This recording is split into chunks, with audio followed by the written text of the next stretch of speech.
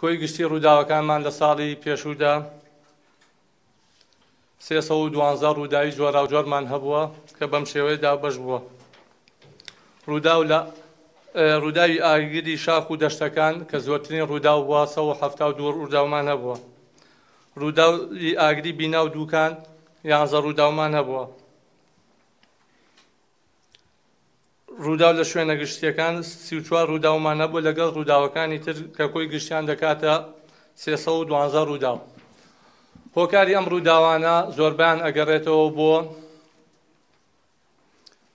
شۆتی کارەبایی ئەوانەی کە لە بیناو خانووەکاندا هەیە، یاخود ئیهمالی و یاخود بەوەی سۆباوە و یان هەنێ ڕووداو کە لە لای ئێمە تۆمار کراوە ئەنقەس بوون کە ئەوانە لە زیاتر لە شاخەکان بووە. لە ساڵی ڕابردوودا لە سنووری بەڕێوەباراتیمانە لە کۆی ئەم ڕووداوانە توانراوە 41 هاوڵاتی ڕزگار بکرێت. زیانی گیانی گیان لە دەستدان هیچ ئامارێ یانی هیچ کەسێ تۆمار نەکراوە کە گیانی لە دەستدا بێ بەهۆی ڕووداوەکانی بەرگری شارستانیەوە. یەک حاڵەتی بریندار بوونمان هەیە کە یەک کارمەندی بەرگری شارستانیە لە ڕووداوەکاندا بریندار بووە.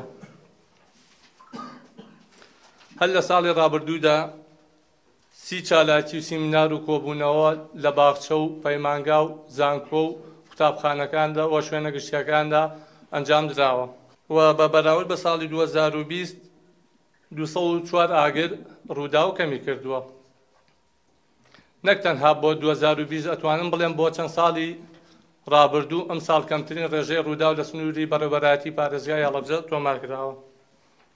هەر لە ساڵی پێشوودا 897 پشکنین بە مەبەستی پێدانی مەرجەکانی بەرگری شارستانی و پێدانی مۆڵەت لە شوێنە گشتی و حکومی و تایبەتی و بازرگانیەکاندا تۆمار کراوە.